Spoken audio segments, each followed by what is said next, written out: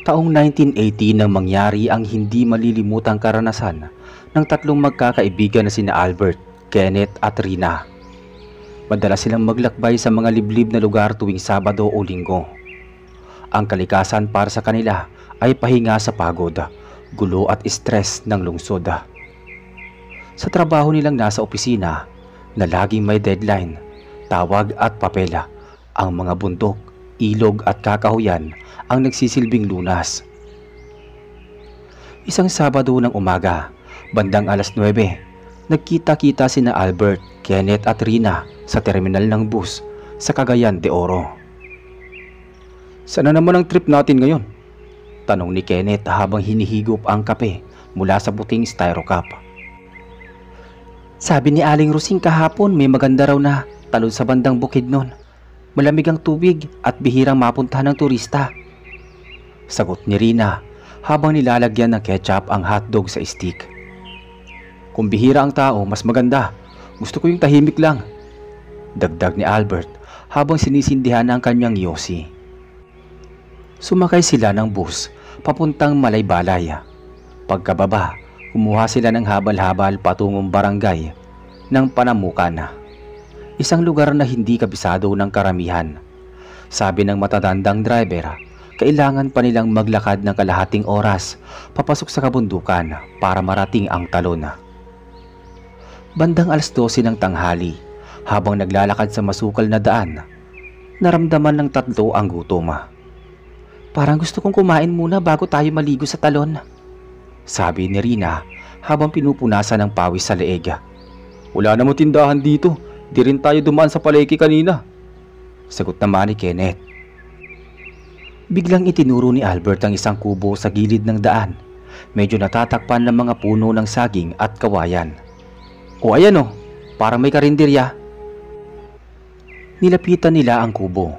May taratula sa taas na gawa sa yero. Kulay puti pero kupas na ang pintura. Nakasulat doon, "Lutong bahay." May matandang lalaking nakaupo sa harap ng kubo. Nakasuot siya ng lumang kamiseta. May sombrerong buri at tila masama ang tingin. Magandang tanghali po. May pagkain po ba kayo?" tanong ni Kenneth. Meron. Pumili na kayo ng mga ulam nyo dyan," sagot ng lalaki. Hindi nito binanggit ang kanyang pangalan. Pumasok sila sa loob ng karinderya.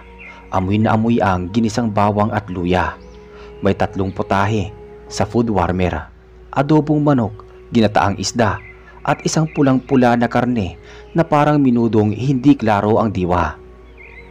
"Ano kaya itong isa? Parang minudong maanghang?" tanong ni Rina. "Masarap yan. Espesyal namin putahe. Lagi nauubos," sagot ng matandang lalaki. Tila biglang sumulpot sa likuran nila. Napalingon si Albert. Parang kinilabutan siya pero gutom na rin sila. "Paborito ko ang adobo.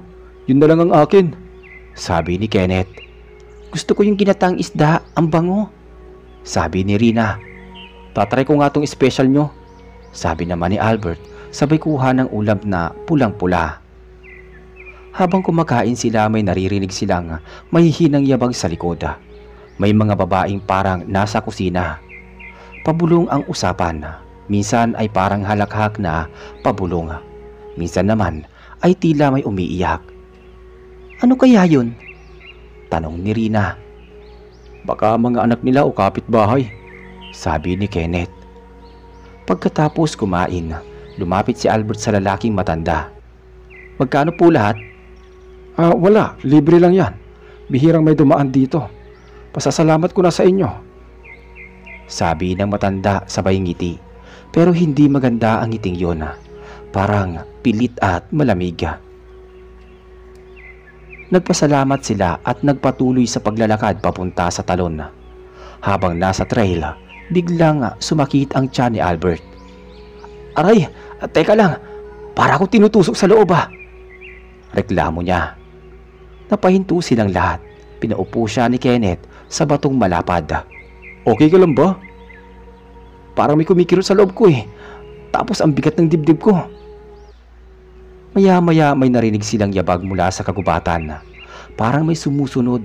Hindi mabigat pero mabilis. May kasama ba tayo sa trail? Wala eh. Pagkaraan ng 5 minuto, may lumabas na matandang babae mula sa gubat. May dalang basket at may takip. Ano pong kailangan nyo? Tanong ni Rina. Ay, napadaan lang ako. Mag-iingat kayo. Masyadong malalim ang gubat na to. Hindi lahat ng pagkain para sa tao. Sagot ng matandang babae, sabay tingin kay Albert. Napatingin si Kenneth kay Rina. Anong ibig niyang sabihin? Wala naman siguro. Baka warning lang. Sagot ni Rina. Pagbalik nila mula sa talon, nadaanan ulit nila ang karinderya. Sarado na ito. Wala na ang karatula. Wala na ring bakas ng tao. Ang dating may bangkito at mesa ay puno ng damo na lang. Ano to? Parang hindi ito yung karinderya kanina. Sabi ni Kenneth. Wala ngang bakas ng nilutuan eh. Ni isang kaldero wala. Dagdag ni Rina. Nagkatitigan silang tatlo. May nangyari ba kanina talaga? Kumain ba tayo o bangungot lang yon? Tanong ni Albert na muli na namang sumasakit ang tiyan. Napansin ni Rina na may sugat si Albert sa gilid ng leeg. Maliit na parang kagat. Albert, anong meron sa leeg mo? Ha? Wala naman ako nararamdaman . Sagot ni Albert. Maya-maya, dumaan ang isang mamang naglalakad ng kalabaw. Tao po manong, may karinderya ba dito sa dulo ng gubat? Tanong ni Kenneth. Wala iho. Matagal nang walang nakatira dyan. Taong 1974 pa nung huling may napatay dyan. Sabi ng iba kinain daw ng mga aswang ang mag-anak. Napalingon sila sa isa't isa. 1974 pa? Pero kumain kami doon kanina eh. May matandang lalaki pa. Sabi ni Rina. Nako, kung may nakita kayo, magdasal kayo kaagad. Baka hindi tao yung nakita nyo kanina. Nagmamadaling bumalik ng sentro ng barangay sina Albert, Kenneth at Rina matapos marinig ang sinabi ng mamang may kalabaw. Hindi na sila nag-aksaya ng oras para maligo sa talon. Ramdam nila ang pangingilabot sa katawan. Tahimik silang tatlo habang naglalakad. Pabalik-balik, tanging hampas ng hangin at tunog ng mga dahon ang naririnig sa paligid. Nang makarating sila sa isang waiting shed malapit sa kalsada, naupo si Albert at agad na inunat ang kanyang katawan. Hindi ko alam kung gutom lang o may masama talagang nangyari, sabi ni Albert habang hinahaplos ang kanyang tiyan. Hindi ito normal, Albert. Nakita mo kung paano nawala yung karinderya na parang walang tao na nakatapak doon kahit isang araw. Tapos yung sinasabi ng matanda na hindi lahat ng pagkain ay para sa tao. Napatayo si Kenneth at sinilip ang daan. Wala pa ring dumadaan na sasakyan. Wala tayong signal. Paano kung bumalik sila, yung mga andun sa karinderya kanina? Sabi ni Kenneth habang lumilingon sa paligid. Maya-maya, may lumapit na isang batang babae. Mga 8 taong gulang. May dalang basket na puno ng saging. Ate, kuya, gusto niyo po ng saging? Libre lang po. Alok ng bata sabay ngiti. Tinignan siya ni Rina ng mabuti. Saan ka galing, iha? Diyan lang po sa taas ng bukid, malapit sa karinderya ni na Mang Sandro. Sagot ng bata. Karinderya? Alam mo ba kung sino si Mang Sandro? Tanong ni Kenneth. Opo, siya po yung matandang lalaki na nagluluto. Masarap po yung minudo niya. Pero sabi ni nanay bawal daw akong kumain doon kasi hindi daw pambata ang pagkain nila. Sagot ng bata sabay alis. Nagkatinginan ulit sina Albert, Rina at Kenneth. Napansin nilang nangingitim ang ilalim ng mata ni Albert at tila pumapayat ito kahit isang araw pa lang ang lumipas. Albert, baka dapat na tayong pumunta sa health center dito. Mukhang hindi mo lang basta tiyan ang problema mo eh. Sabi ni Rina. Tumayo si Albert at sumandal sa poste ng waiting shed. Parang may malamig na dumadaloy sa likod ko. Parang may gumagapang. Mahina niyang sabi. Lumapit si Kenneth at ipinatong ang palad sa batok ni Albert. Bro, ang lamig mo. Para kang sinasapian. Bulong ni Kenneth. May narinig ulit silang yabag na sa may damuhan. Sa pagkakataong to, mabilis at mabigat. Nang sumilip sila, may aninong dumaan. Tao ang hugis pero mabilis at sobrang tahimik ang galaw. "Huwag kayong magpapanik," bulong ni Rina habang hinahawakan ng braso ni Albert. Maya-maya, may dumaang tricycle. Pinara ito ni Kenneth at agad silang sumakay. Diretso po sa health center ng poblasyon po," utos ni Kenneth sa driver. Habang nasa biyahe, napapikit si Albert na naginip siya. Sa panaginip niya, nasa loob siya ng karinderya. Nakatulakbong na babae sa harap niya. Nang alisin nito ang tulakbong, si Rina ang mukha nito, pero ang mata ay kulay itim, walang puti. Ang ngiti nito ay puno ng matulis na ngipin at ang kinakain niya ay hilaw na laman ng tao.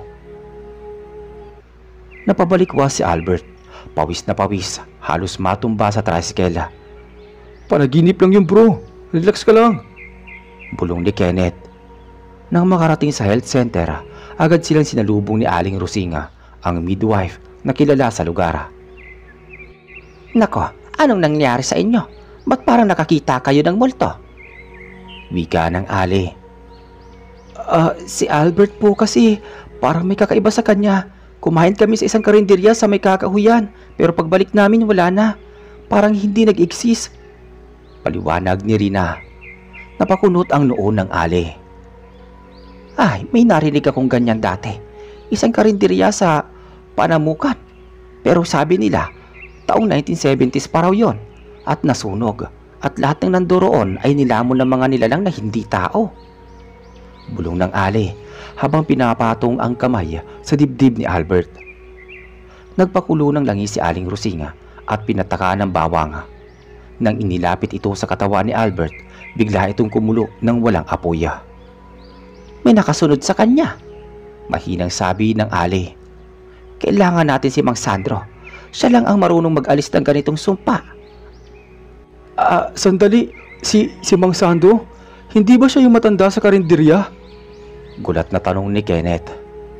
"Hindi lahat ng Mang Sandro ay buhay, pero may isang Sandro na albularyo noon. Matagal nang patay, pero minsan nagpapakita raw sa mga nangangailangan," paliwanag ng Ali.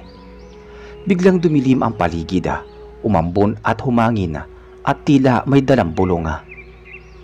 "Natatakot na ako," sabi ni Rina habang yumayakap kay Albert. "Hindi kayo dapat natakot sa karinderya. Natikman kayo. Hindi na kayo ordinaryong tao." Mahina at malamig na boses na narinig nila mula sa likod.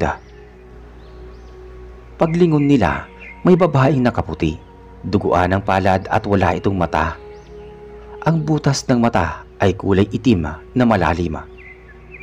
Napatras si Rina sa takot nang makita ang babaeng nakaputi na walang mata. Si Kenneth ay agad na humarang sa harap nila. Hawak ang silya mula sa waiting area ng health center. Si Albert, bagamat nangihina, ay pilit na itinayo ang sarili. "Lumayo ka! Lumayo ka!" sigaw ni Kenneth habang iginagalaw ang silya.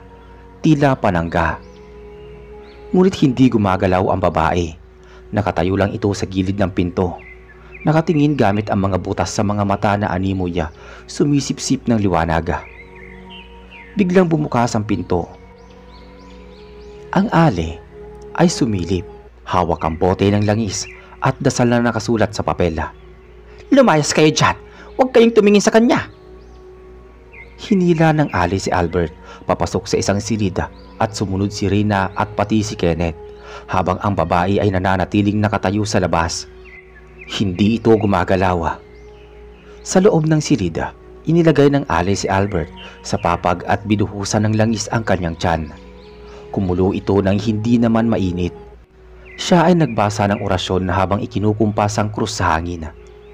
"May markang iniwan sa iyo ang nilalang mula sa karinderya," sabi ng Ali habang patuloy ang pagdarasala. "Hindi kami dapat kumain doon," bulong ni Albert habang napapapikit. "Masyado kayong napalapit sa mundo ng mga nilalang na hindi para sa atin. May natikman ka na, hindi galing sa hayop. Hindi mo lang nalaman, pero ang alam nila na bahagi ka na nila," dagdag ni Aling Rusinga. "Anong ibig niyong sabihin?" tanong ni Rina habang nangingilid na ang luha. Kapag ang isang tao ay kumain ng laman na alay sa aswang, nagkakaroon ng koneksyon ng kaluluwa niya sa kabilang mundo. Unti-unting hinahatak ang kanyang pagkatao. Paliwanag ng Ale. Paano siya maliligtas? Kailangan nating hanapin si Mang Sandro. Ang tunay na Mang Sandro. Siya lang ang may kayang putulin ang koneksyon. Sagot ng Ale. Paano natin siya matatagpuan? Wala na raw siyang buhay. Tanong ni Rina. Hindi siya matatagpuan ng basta-basta kung hindi tayo ang pupunta sa kanya kapag tama na ang oras. Sagot ng Ale habang tinatakpan ng puting tela ang katawan ni Albert.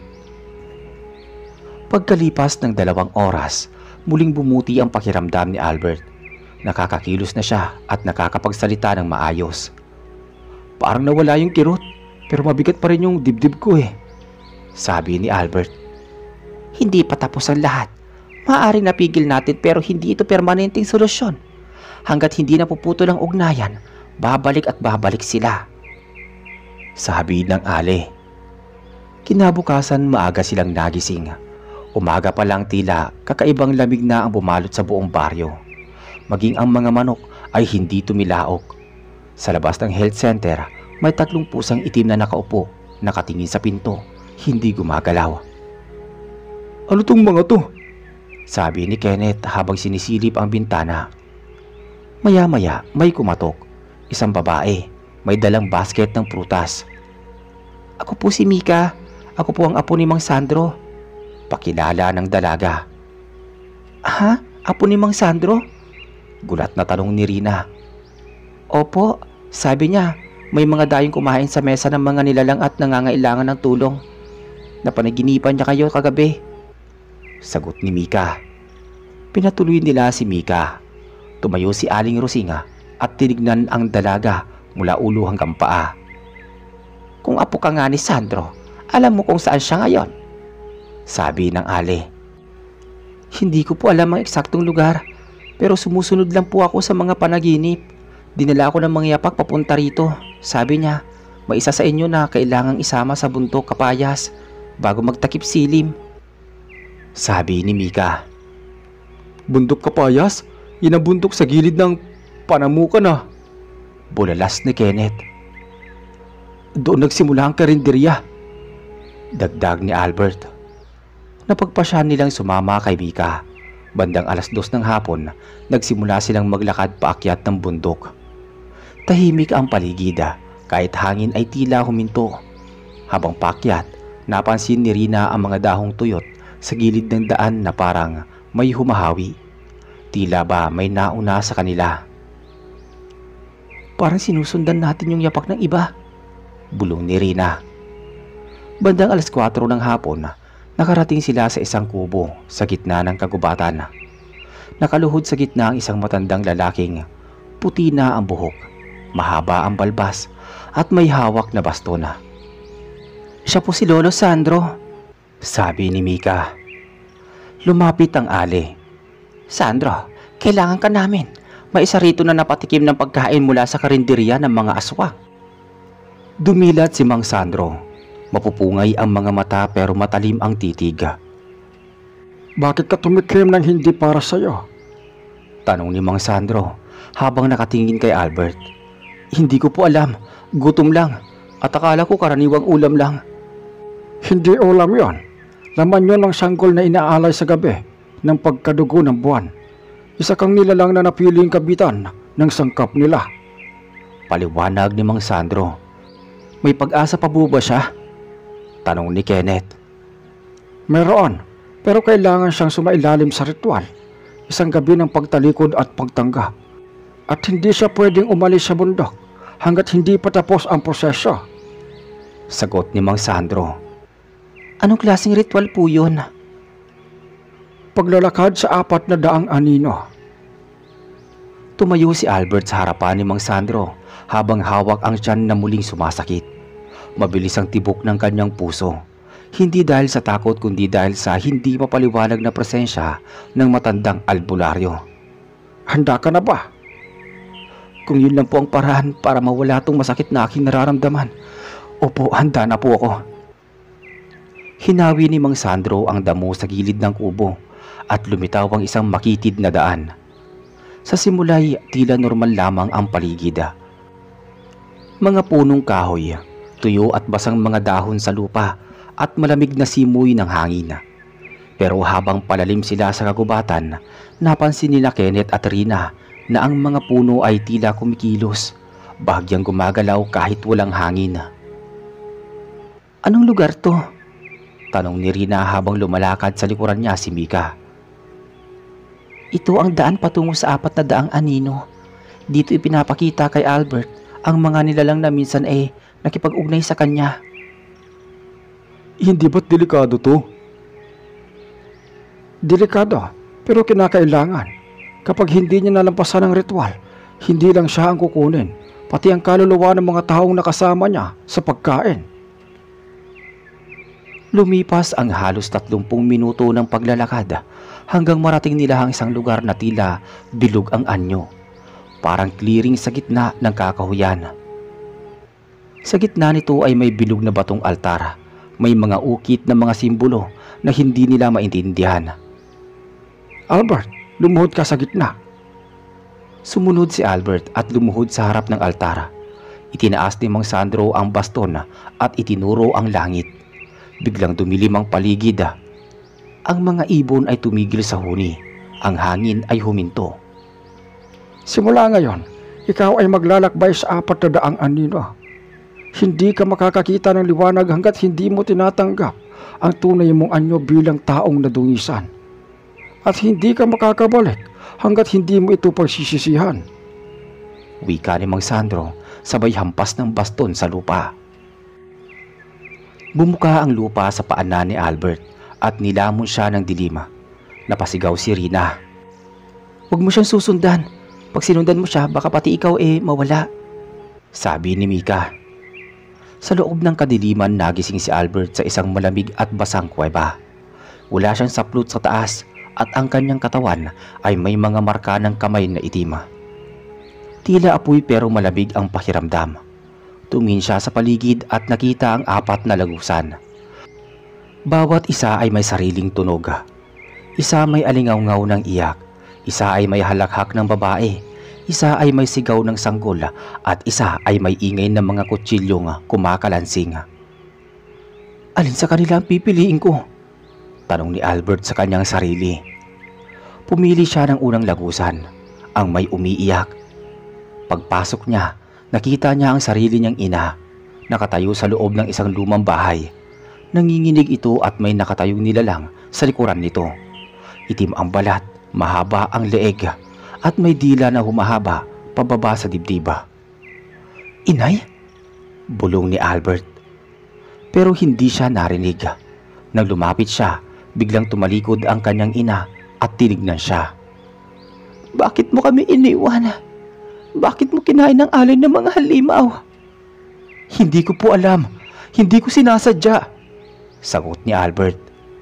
Bumuka ang bibig ng kanyang ina at lumabas mula rito ang mahabang dila ng nilalang. Umalingaw-ngaw ang sigaw ni Albert. Pagkagising niya, nasa pangalawang lagusan na siya. Dito ay may nakita siyang mesa. Nandoon sila Kenneth at Rina. Kumakain sila ng minudo. Ang parehong minudo sa karinderya. Nakatitig lang sila kay Albert. O Albert, kumain ka na. Teka, hindi na ako kakain. Kumain ka na, para makasama ka namin. Sabay-sabay na sabi ng lahat ng nasa paligid mula sa dilim. Unti-unting lumitaw ang mga mukhang nakita niya sa karinderya. Ang matandang lalaki, ang mga babae sa kusina at maging ang batang alok ng saging. Lahat sila ay ngumiting may matutulis na ngipin. Hindi ako isa sa inyo! Hindi! Paglabas niya sa lagusan, muling bumalik ang kanyang katawan sa gitna ng bilog ng altar. Nanginginig siya, pawis na pawis at hinang-hina. Dalawa pang anino. Hindi ko na kaya. Bulong ni Albert. Kailangan mong tapusin. Sa bawat lagusan, inaalala mo ang mga kasalanang hindi mo alam na naipon mo. Kapag natalo mo ang huli, Malinis ang kaluluwa mo. Paliwanag ni Mang Sandro. Isinara ni Mang Sandro ang mata ni Albert gamit ang dalawang daliri at muling nagsimula ang ikatlong lagusan, ang lagusang may sigaw ng sanggol. Sa muling pagdilat ng mata ni Albert, naramdaman niya ang malamig at malagkit na sahig. Ang paligid ay madilim, ngunit sa kalayuan ay may pulang ilaw na kumikislap. Mula sa likod ng bato, narinig niya ang iyak ng sanggol. Mahina sa una pero unti-unting lumalakas. Lumapit siya sa pinagmumulan ng iyak at nakita ang isang duyan na gawa sa kumot at tinik. Nasa loob nito ang isang sanggol na pulang-pula ang balat, tila bagong labas sa sinapupunan. Lumapit si Albert at inabot ang bata, ngunit nang hawakan niya ito, biglang lumitaw ang 4 na kamay na merong matutulis na kuko. Ang mga kamay ay kumapit sa kanyang braso, leeg at dibdib. Napasigaw si Albert sa sakit. Biglang lumitaw ang matandang lalaki mula sa karinderya, hawak ang isang mangkok na may laman ng karne at dugo. Tingnan mo ito, sa mesa ng mga gutom. Ikaw ay bisita, pero ang bawat bisita, hindi basta-basta umaalis, kundi naging bahagi ka na ng handa. Sigaw ng matanda. Hindi ko alam, sabi ni Albert. Biglang nagliwanag ang paligid. Sa gitna ng liwanag ay lumitaw si Mang Sandro. Hawak ang kanyang baston. Sinugod niya ito sa lupa. At biglang gumuho ang paligid. Nahulog si Albert sa kawalan. Pagdilat niya, naroon siyang muli sa gitna ng altar. Basang-basa ng pawis, nanginginig at parang hinihingal sa pag-iyak. Isa na lang. Ang huli at pinakamasakit, handa ka na ba? Wala na akong pagpipilian. Isinara ni Mika ang kanyang mata at nagdasal. Si Kenneth at Rina ay magkahawak ng kamay sa tabi habang pinagmamasdan si Albert na muling tinanggap ang huling lagusan. Sa huling lagusan, malamig at puno ng usok ang paligid. Mula sa dilim ay narinig niya ang kalansing ng mga kutsilyo. Sa gitna ng lugar ay isang malaking mesa. Nandoon sina Kenneth at Rina, pero hindi sila ang mga taong kilala niya. Papuputla ang mga balat, mapupula ang mga mata, at may mga punit-punit na laman sa gilid ng kanilang bibig. Albert, salamat sa hapunan, sabi ng isa. Mula sa ilalim ng mesa may nakalapag na katawan. Nakita niya ang sarili niya. Ang tiyan ay bukas at ang mga bituka ay nakausli. Tila wala na siyang kaluluwa sa katawan. Napatakbo siya papalayo, ngunit lahat ng daan ay naging pader. Tanggapin mo, wala ka nang babalikan, bulong ng matanda mula sa karinderya na lumitaw sa ulap ng usok. Tumigil si Albert. Huminga siya ng malalim. Isinara ang mga mata. Sa isip niya ay sinambit ang pangalan ng kanyang ama, ina at mga kaibigan. Hindi ako sa inyo. Tao ako. Nagkamali man ako, pero hindi ko pinili ang kadiliman, sabi ni Albert. Bumuka ang lupa. Lumitaw ang apoy sa paligid. Umalingaw-ngaw ang sigaw ng mga nilalang. At sa gitna ng sigawan, isang malakas na liwanag ang bumalot sa kanyang katawan. Ang mga anino ay nagsisigawan sa sakit. Isa-isang natunaw sa init ng liwanag. Maya-maya nagising si Albert sa gitna ng altar. Humihingal, nakayuko at basang-basa ng pawis. Nilapitan siya ni Rina at niyakap. Sumunod si Kenneth. Kamusta? Natapos mo ba? Bulong ni Rina habang humahagulgol. Anong nangyari? Naipasa mo ang 400 anino. Hindi lahat na nakakapasok doon ay nakakabalik, sagot ni Mang Sandro. Pwede na po ba kaming bumalik sa aming lungsod? Tanong ni Kenneth. Oo, pero may kailangan kayong tandaan. Huwag na huwag kayong babalik sa karinderyang yon. Hindi lahat ng gutom ay kailangan mong solusyonan. May mga handa sa mundo na hindi para sa tao. Nagpasalamat ang magkakaibigan sa misteryosong albularyo na may baston. Bago sila umalis, binigyan sila ni Mang Sandro ng maliit na supot na may lamang itim na asin at isang piraso ng papel na may orasyon. Ayon kay Mika, iyon ay panangga sa mga susunod pang pagbisita ng nilalang. Muli silang bumaba ng bundok. Tahimik silang tatlo at habang naglalakad, sa bawat yabag ni Albert ay tila may naiwan na bahagi ng kanyang dating sarili sa kagubatan. Hindi na siya katulad ng dati. Mas mabigat na ang kanyang paghinga at mas malalim ang kanyang mga mata. Pagdating nila sa barangay, sinalubong sila ng Ali. Agad na niyakap si Albert at kinamusta. Butit nakabalik ka. Hindi lahat ng dinadala sa bundok ay nakakabalik. Maraming salamat po sa tulong. Magpapahinga lang kami sandali tapos uuwi na rin kami sa Maynila. Dagdag ni Kenneth. Kinagabihan habang natutulog si Albert, nanaginip siyang muli. Nasa harap siya ng karinderya ngunit ngayon ay nakasara na ito. Sa pinto may nakasulat na, "Bumalik ka kung ikaw ay tunay na gutom." Pagdilat niya, may sugat na naman siya sa gilid ng leeg. Kinabukasan, maagang nag-impake sina Albert, Kenneth at Rina. Wala ni isa sa kanila ang nagsalita habang hinahanda ang mga gamit. Tahimik lang silang nagkakatinginan paminsan-minsan. Waring hindi pa rin makapaniwala sa mga pinagdaanan nila sa bundok ng Kapayas. Si Mika ay naroon pa rin, nakaupo sa tabi ni Ale. Habang pinagmamasda ng tatlo. Babalik pa ba kayo sa lugar na yon? Tanong ni Mika habang nakatingin kay Kenneth. Hindi na kami babalik kailanman. Tumango si Mika at inabot ang isa pang supot ng itim na asin kay Albert. Isa pa kung sakaling maramdaman mong muling bumibigat ang dibdib mo. Salamat, sagot ni Albert. Bago sila umalis, lumapit ang Ali at binigyan si Rina ng maliit na botilya ng langis. Ipahid mo ito kung sakaling makaramdam ka ng malamig na haplos kahit walang hangin. Tahimik silang tatlo habang nasa loob ng tricycle papuntang terminal. Si Albert ay nakasandal sa salamin. Si Rina ay nakatingin sa kalsada at si Kenneth ay hawak pa rin ang supot ng asin sa loob ng kanyang bag.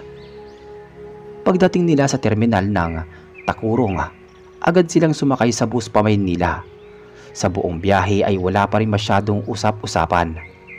Hindi dahil sa wala silang masabi, kundi dahil takot silang balikan sa isip ang mga naranasan nila. Pagdating sa Maynila, agad na bumalik si Rina sa kanyang apartment sa Pasig. Si Kenneth sa bahay ng kanyang mga magulang sa Las Piñas at si Albert umuwi sa Cubao. Lahat sila ay nagbalik sa normal na buhay o iyon ang akala nila. Ilang araw matapos bumalik sa lungsod, nagsimulang managinip si Rina ng isang karinderyang puno ng usok. Sa panaginip niya, naroon si Kenneth, nakaupo sa lamesa, pero hindi siya si Kenneth na kilala niya. Ang mga mata nito ay mapula at ngumiti ito sa kanya habang iniaabot ang mangkok ng dinuguan. Kumain ka na, bulong niya kay Rina. Mabilis siyang nagising at napaiyak sa takot. Nang silipin niya ang likod ng kanyang balikat, may maliit na pasa, hugis palad ng bata. Samantala si Kenneth naman ay ilang beses nang nagkaroon ng pagno-nosebleed na hindi matukoy ang dahilan. Napansin niya ring nawalan siya ng ganang kumain. Pero tuwing madaling araw, nagigising ng gutom na gutom at tila naghahanap ng hilaw na karne. Minsan, nagising siya sa harap ng refrigerator. Hawak ang ilaw na atay ng manok. Hindi niya maalala kung paano siya napunta roon. Si Albert naman ay mas lumala. Isang gabi habang naliligo, may nararamdaman siyang tumutulo mula sa ilong niya. Akala niya tubig lang pero nang tignan niya sa salamin, dugo na pala. Muli siyang nanaginip ng karinderya, ngunit sa panaginip na ito, siya na ang nagluluto. Sa palad niya ay may hawak na kutsilyo at sa kawali ay may laman loob na tumitibok-tibok pa. Nang makita niya ang sarili sa kanyang salamin ng panaginip, hindi na siya si Albert. Wala na ang mata niya, itim na ang butas at wala nang natira. Kinabukasan, nagkita-kita silang tatlo sa isang kapihan sa Mandaluyong. Kailangan natin bumalik, Sabi ni Rina habang nanginginig ang kamay. Hindi na natin dapat balikan yun. Sagot naman ni Kenneth. Hindi ito matatapos hanggat hindi natin nalalaman kung ano talagang nangyari sa karinderya. Sagot naman ni Albert. Baka hindi natin nalinis ng buo ang koneksyon. Baka may natira pa sa atin. Napagpasya nilang bumalik sa lugar na iyon. Muli silang bumiyahe papunta roon at muling hinanap ang Ali. Pagdating nila sa barangay, sinalubong sila ng katahimikan. Walang tao sa labas, sarado ang health center at wala na rin si Mika at Mang Sandro. Parang walang tao rito. Naglakad sila papunta sa dulo ng barangay at sa di kalayuan, nakita nila ang matandang lalaki na unang lumapit sa kanila noon, yung may dalang kalabaw. O mga anak, bakit kayo bumalik? Tanong ng matanda. Hindi pa tapos ang koneksyon. May mga panaginip kaming hindi naaalis at may mga nangyayaring hindi normal. Hindi dapat kayo bumalik. Pag iniwan mo na ang bangkay ng aswang nang hindi nililibing sa apoy, babalik ito at babalikan kayo. Ano pong ibig niyo sabihin? Tanong ni Rina. Hindi lang pagkain ng karinderyang yon. Lugar yon ng ritual. Kayo ang huling ginamit. At ngayon, kailangan nilang tapusin kung anong nasimulan. Nabigla si Kenneth. Hindi kayo kakainin ng laman. Kakainin kayo ng pagkatao. Unti-unting papalitan hanggang wala nang matirang tunay na kayo. Sagot ng matanda. May paraan pa ba para maputol ang lahat? May isa pa, pero may kapalit. Kailangan yung sunugin ng pinag-ugatan ng karinderya, ang orihinal na altar ng pagluluto. Tumango si Albert, kasunod ang mabigat na buntong hininga. Hindi na nila kayang ipagwalang bahala ang banta na unti-unting pumapatay sa kanilang pagkatao. Kailangang wakasan ang koneksyon sa karinderyang iyon, kahit na ang kapalit ay panganib o kamatayan. Gamit ang direksyong ibinigay ng matanda, tinahak ni na Albert, Kenneth at Rina ang daan pabalik sa kagubatan ng bundok Kapayas. Sa kanilang paglalakad, naramdaman nila ang muling pagbigat ng paligid tulad ng dati.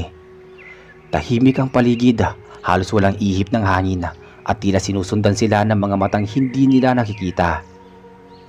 Pagsapit sa lugar kung saan naroon ang lumang karinderya, laking gulat nila nang makita na naroon pa rin ito, ngunit mas malaki at mas matibay na ang pagkakayari. Hindi ito parang karinderyang iniwan nila noon. Ito ay tila naging isang malaking tahanan ng kadiliman. Itim ang bubong, may usok na lumalabas sa kusina at ang paligid ay may mga sanga ng puno na tila gumagapang sa lupa. Huwag tayong maghiwa-hiwalay, sabi ni Kenneth. Teka, nasa ng altar? Nandito sa likod. Ayon sa matanda, nasa ilalim ng luma nilang imbakan. Pumunta sila sa likod ng karinderya at hinukay ang lupa sa bahagi ng pinakamatandang puno ng balite. Ilang minuto lang ang lumipas ay lumitaw ang isang lumang bato. Kulay abo at may pulang mantsa. Ang bato ay bilog. May ukit na parang bituin na may mata sa gitna. Yan na siguro yung sinasabing altar. Hinugot ni Albert mula sa bag ang posporo. Ipinahid ang langis sa paligid ng altar sa kasinindihan. Pagkakindat ng apoy sa langis, biglang lumindol ang lupa. Umalingaw-ngaw ang malakas na sigaw mula sa loob ng karinderya. Ang mga pader nito ay nagsimulang masunog. Mula sa loob, lumitaw ang mga nilalang na unang nakita nila noon. Ang matandang lalaki, ang mga babaeng may mapulang mga mata, at ang batang may saging. Lahat sila ay napapasigaw, tila nasasaktan sa apoy. Bumalik na kayo sa pinanggalingan ninyo! Sigaw ni Rina habang hawak ang orasyon sa kamay. Sumigaw ang mga nilalang habang unti-unting natutunaw ang kanilang anyo sa apoy. Nang tuluyang lamunin ng apoy ang altar, isang malakas na putok ang yumanig sa paligid. Bumukas ang lupa at nilamon ang karinderya, pati na ang mga nilalang. Natumba ang tatlo sa lakas ng pagyanig. Ilang sandali pa, nagbalik ang katahimikan. Tumigil ang hangin at muling lumiwanag ang paligid. Tumingala si Albert, pawis na pawis, humihingal at nanginginig. Tapos na ba? Tanong niya. Tumango si Kenneth. Wala nang karinderya, wala na rin ang koneksyon. Umiyak si Rina hindi dahil sa takot, kundi dahil sa wakas ay natapos na rin ang bangungot na kanilang pinagdaanan. Pagbalik nila sa barangay, sinalubong sila ng Ale. Nararamdaman ko ang liwanag. Nawasak na ang pader ng kadiliman. Sabi niya. Lumipas ang ilang buwan, muling nanumbalik sa normal ang buhay ni na Albert, Kenneth at Rina. Wala nang bangungot, wala nang sugat na lumilitaw sa katawan. At unti-unti, muling bumalik ang katahimikan sa kanilang isipan. Ngunit nananatili sa kanilang puso ang aral ng karanasang iyon na hindi lahat ng lugar ay dapat pasukin. Hindi lahat ng pagkain ay para sa tao. At hindi lahat ng gutom ay dapat tugunan sa mesa. Ang kagustuhang makaranas ng kakaiba at pagiging kampante sa mga lugar na hindi mo kilala ay maaaring humantong sa kapahamakan. May mga bagay sa mundo na hindi nakikita ng mata, ngunit dapat igalang at iwasan. Sa bawat handaang inaaalok ng kadiliman, ang tunay na kabayaran ay hindi laman, kundi kaluluwa. Maraming salamat po sa inyong pakikinig sa ating kwento. Hanggang sa muli.